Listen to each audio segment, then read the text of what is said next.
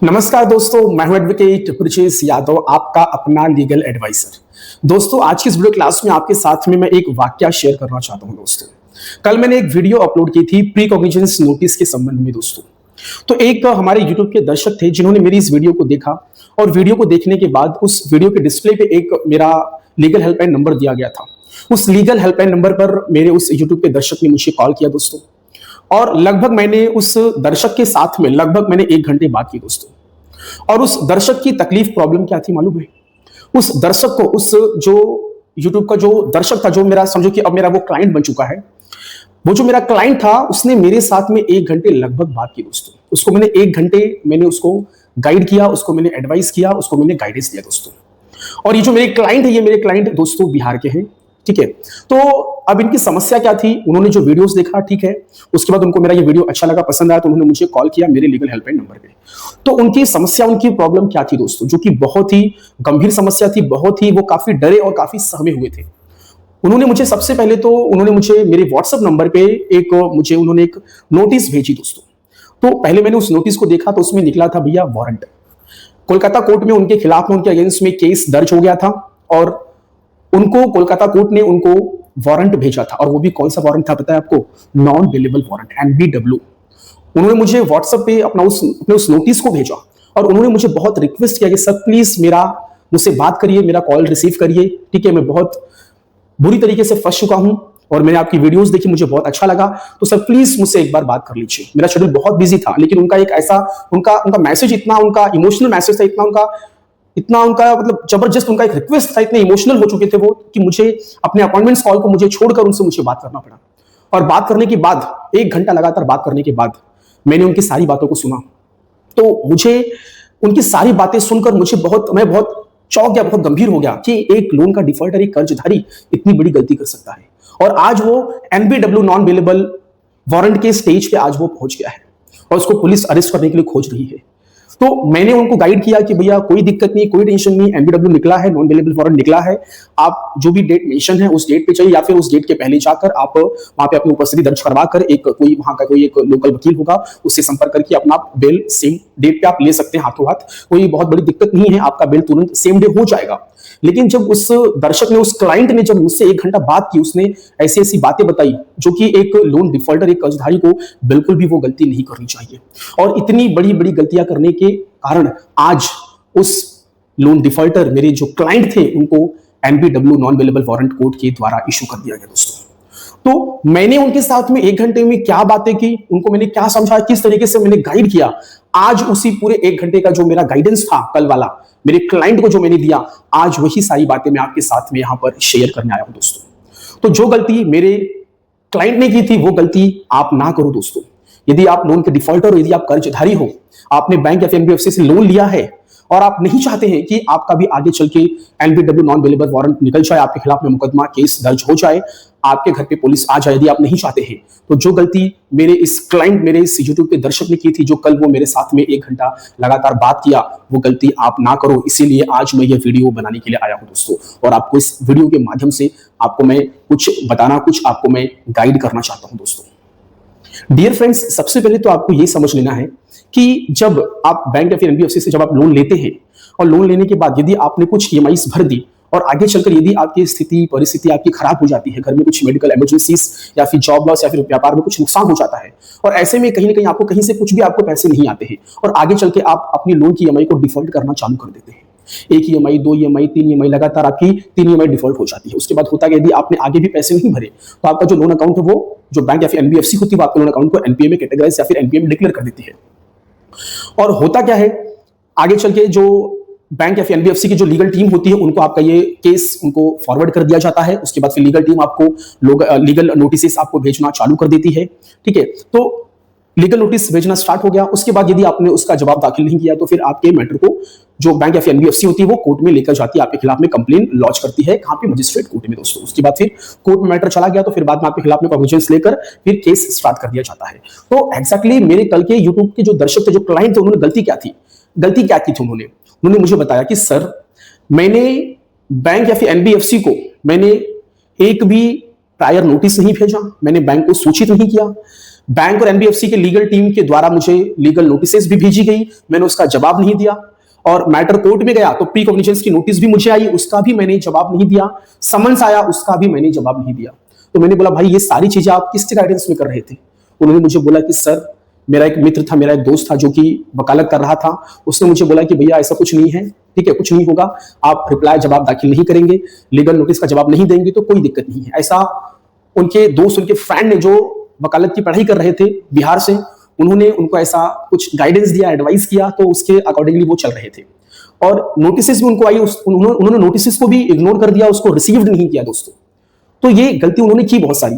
तो मैंने उनको काफी समझाया, मैंने उनको क्या समझाया, मैंने उनको क्या गाइडेंस दी, वो मैं चीज आपको शेयर करना चाहता हूं दोस्तों। तो सबसे पहले तो जब लोन की जब ईएमआई डिफॉल्ट होती है तो प्यारे दोस्तों, मेरे जो कर्जदारी जो भाई लोग हैं, उनसे मेरा एक हम्बल रिक्वेस्ट है कि प्लीज आप बैंक को एक प्रायर नोटिस, एक प्री इंटीमेशन रिक्वेस्ट लेटर जरूर भेज दीजिए। यदि आपका लोन की ईएमआई यदि आपके डिफॉल्ट होने वाली है या फिर हो गई है, यदि आपको ऐसा लग रहा है कि होने वाली है या फिर हो गई है, एक या फिर दो ईएमआई डिफॉल्ट हो गई है या फिर होने वाली है फ्यूचर में, तो प्लीज आप बैंक को एक प्रायर नोटिस भेज दीजिए दोस्तों।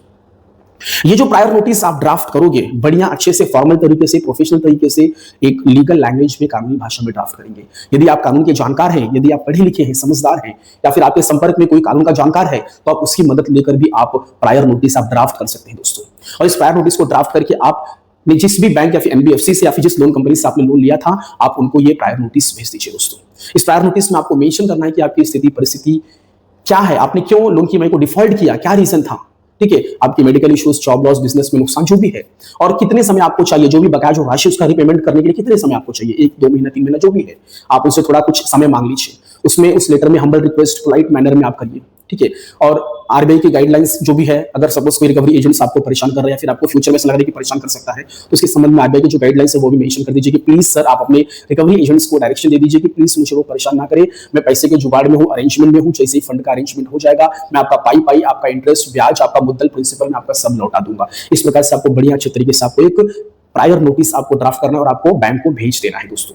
बैंक की जो भी रजिस्टर्ड ऑफिस है, कॉर्पोरेट ऑफिस है, ब्रांच ऑफिस है, वहां पे एक एक कॉपी आपको स्पीड पोस्ट के माध्यम से भेजना है और साथ ही साथ उसकी सॉफ्ट कॉपी आपको बैंक की ऑफिशियल ईमेल आईडी पर भी भेज देना है दोस्तों। तो ये भेजने से क्या होगा, बैंक और एनबीएफसी के रिकॉर्ड में आपका प्रायर नोटिस चला जाएगा और आपके पास भी एक रिकॉर्ड, एक एविडेंस बन जाएगा। तो आगे चल के जो बैंक और एनबीएफसी होगी वो आपको विलफुल डिफॉल्टर घोषित नहीं कर पाएगी दोस्तों। यदि आप बैंक से अपनी प्रॉब्लम साझा और शेयर नहीं करेंगे, आप भागेंगे, आप एड्रेस बदल देंगे, आप मोबाइल नंबर चेंज कर देंगे, आप उनका कॉल रिसीव नहीं करेंगे, ठीक है, आप कॉल रिसीव करिए नहीं करिए वो आपकी इच्छा है, आप एड्रेस बदलिए नहीं बदलिए वो आपकी इच्छा है, मोबाइल नंबर बंद करिए नहीं करिए वो आपकी इच्छा है, लेकिन एटलीस्ट बैंक को प्रिंट इमेज तो कर दीजिए, बैंक को बता तो दीजिए आपकी क्या क्या प्रॉब्लम्स है और कितने समय लग सकते हैं पैसे और फंड का रीपेमेंट करने में।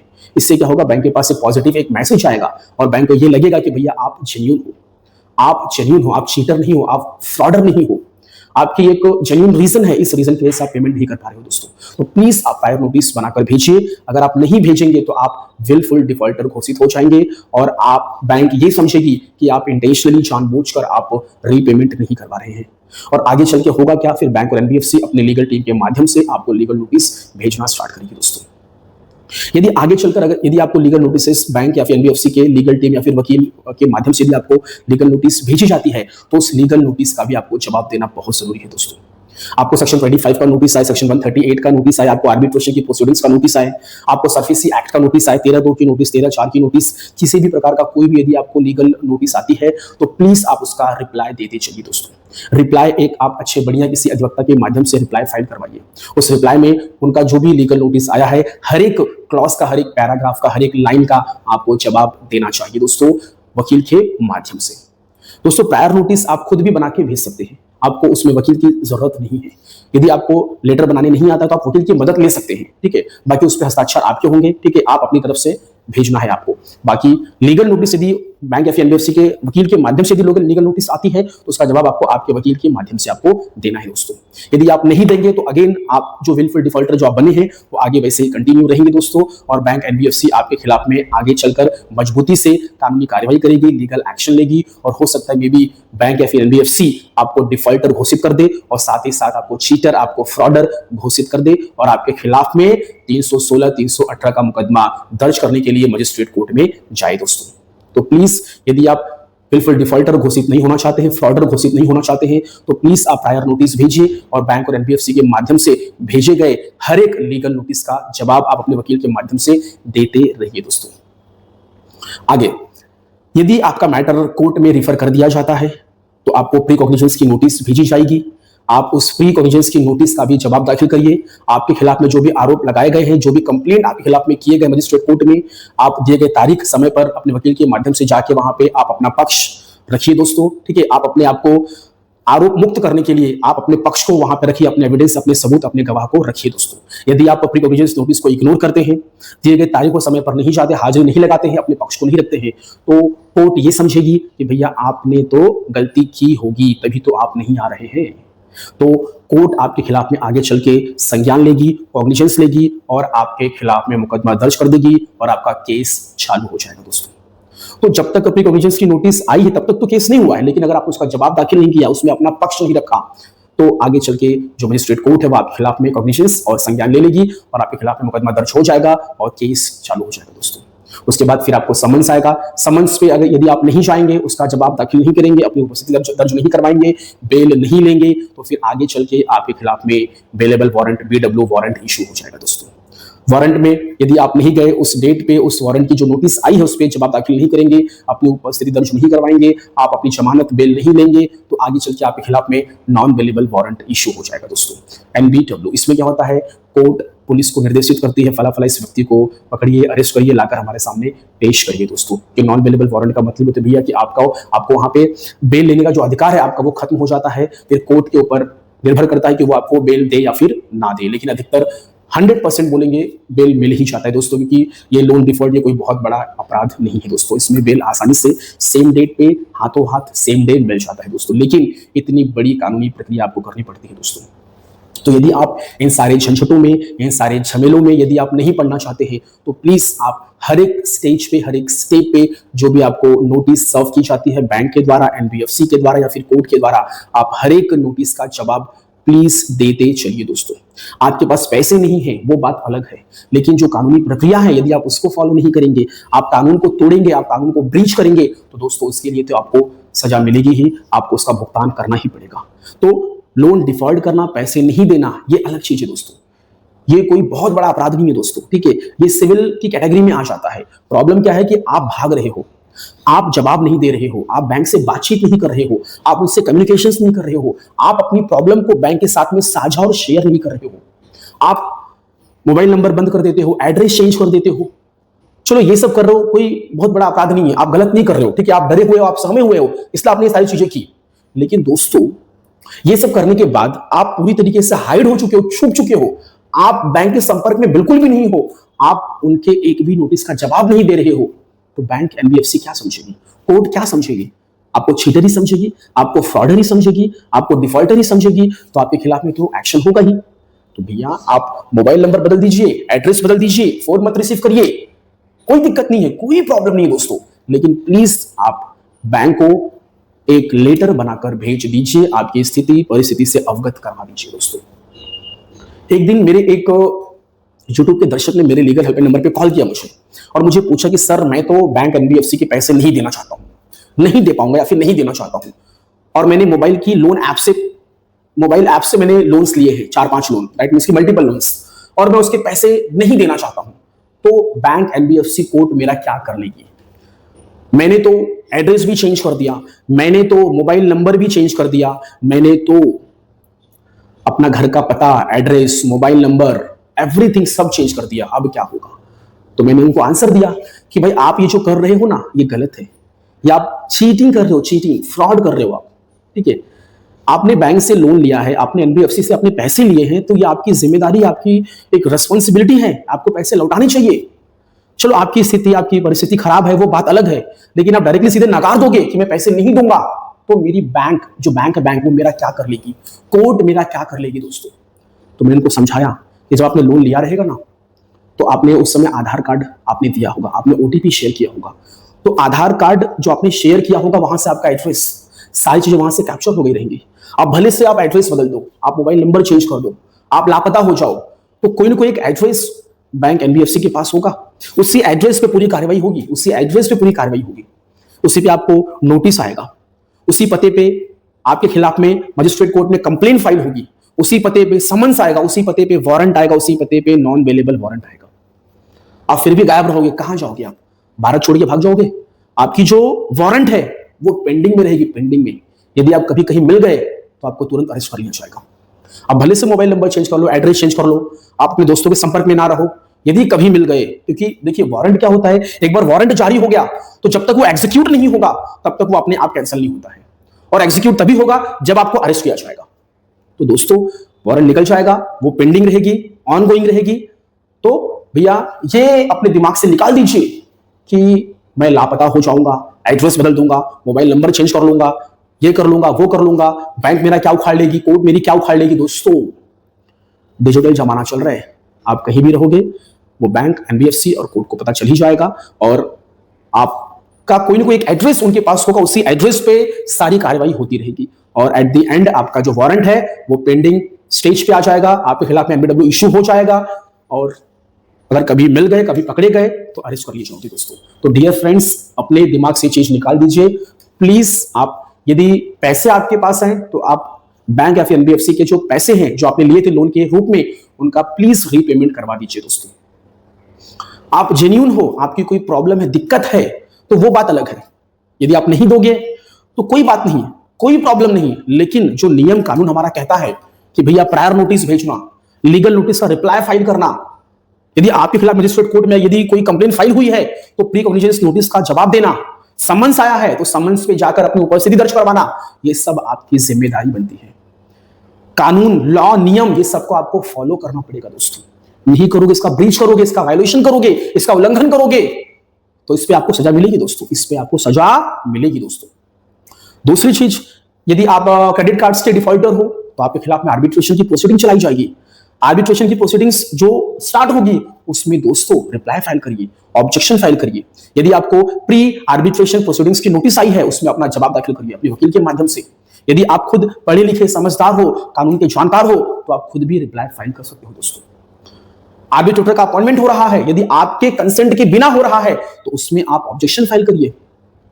आर्बिट्रेशन की हियरिंग चल रही है, आप उसको ज्वाइन करिए। यदि आपको लग रहा है कि भैया इसमें बहुत सारी चीजों का वायलेशन और उल्लंघन हो रहा है, ये तो इनजस्टिस है, ये तो एक तरफा किया जा रहा है, तो आप उसमें ऑब्जेक्शन फाइल करिए। दोस्तों यदि आप अपने मुद्दे को, अपने पॉइंट को, अपने पक्ष को नहीं रखोगे, आप ऑब्जेक्शन फाइल नहीं करोगे, तो bank, NBFC, court, presiding officer, ये सब जो भी अथॉरिटी है, ये क्या समझेगी?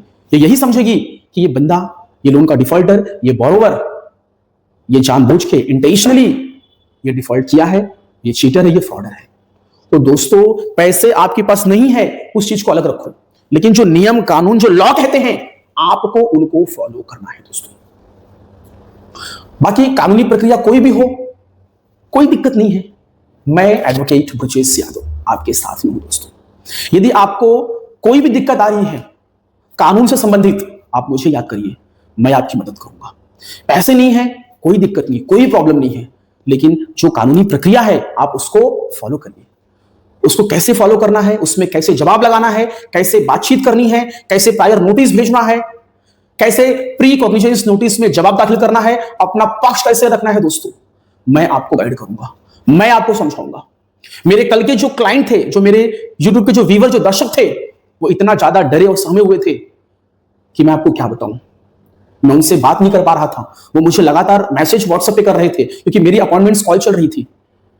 मैंने देखा उन्होंने मुझे इतना जबरदस्त इमोशनल मुझे मैसेज डाला कि मेरे हाथ अपने आप मोबाइल पे गए और उनको मैंने सामने से कॉल किया, और मेरा उनके साथ में 1 घंटा लगातार कन्वर्सेशन, कम्युनिकेशन चला। और उन्होंने इतनी बड़ी गलती की, जो मैंने अभी आपको एक्सप्लेन किया ना, उन्होंने ये इतनी बड़ी गलती की थी, और 6 महीने के अंदर उनका मैटर कोर्ट में चला गया। 6 महीने के अंदर उनके खिलाफ में नॉन अवेलेबल वारंट इशू हो गया। और गलती क्या की थी कि उन्होंने बैंक से संपर्क नहीं किया था, ना तो प्रायर नोटिस भेजी थी, ना तो लीगल नोटिस का जवाब दाखिल किया था, ना तो प्री कॉग्निजेंस नोटिस में जाके अपना पक्ष रखा था। दोस्तों क्योंकि वो एक गलत सलाहकार के संपर्क में थे, ये रीजन था। तो मैंने उनको गाइड किया, मैंने उनको समझाया कि दोस्त आप डरो मत, मैं आपके साथ में हूं, मैं आपको गाइड करूंगा। मैंने उनको कोलकाता कोर्ट के हमारे एक मित्र, हमारे एक वकील हैं, मैंने उनको उनका नंबर शेयर किया।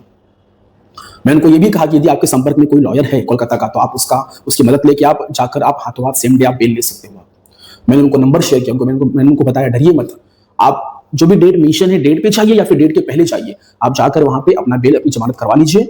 और आप यदि चाहते हैं कि मामला आगे ना बढ़े, ट्रायल केस ना चले, यदि आपको ऐसा लगा है कि नहीं भाई पैसे आपने लिए हैं, आपको पैसे देने हैं, ठीक है, तो यदि बैंक गलत नहीं है, आपने पैसे लिए हैं, यदि आपको पैसे लौटाने हैं, तो आप प्लीज बैंक से संपर्क करिए, बैंक से बातचीत करिए और बैंक के साथ में बैठकर अमिकेबली, ठीक है, सेटलमेंट करवा के ले लीजिए। उनसे अपनी स्थिति परिस्थिति अपनी बताइए, अपनी प्रॉब्लम बताइए, उनसे रिक्वेस्ट करिए पोलाइट मैनर में और अपने लोन को सेटल्ड करवा के ले लीजिए और बैंक से बातचीत करके इस केस को विड्रॉ कर लीजिए। इस तरीके से मैंने उनको गाइड किया दोस्तों। तो डियर फ्रेंड्स, ये रहा मेरा पूरा वीडियो जो मैंने कल अपने YouTube के दर्शक के साथ में 1 घंटा मैंने बात किया। ये सारी बातें मैंने आपके साथ में आज शेयर की दोस्तों। सो डियर फ्रेंड्स, मेरा ये वीडियो लेक्चर यहीं पे समाप्त होता है दोस्तों। यदि आपको मेरा ये वीडियो पसंद आया हो, अच्छा लगा हो दोस्तों, तो प्लीज मेरे इस चैनल को सब्सक्राइब करिए और साथ ही साथ इस वीडियो को अपने दोस्तों के साथ में शेयर करिए दोस्तों, लाइक करिए। और यदि कोई भी क्वेश्चन, कोई भी प्रश्न, कोई भी मन में कोई शंका है तो प्लीज कमेंट सेक्शन में आप अपने प्रश्न को लिखिए, मैं उसका जवाब जरूर दूंगा दोस्तों। सो धन्यवाद दोस्तों।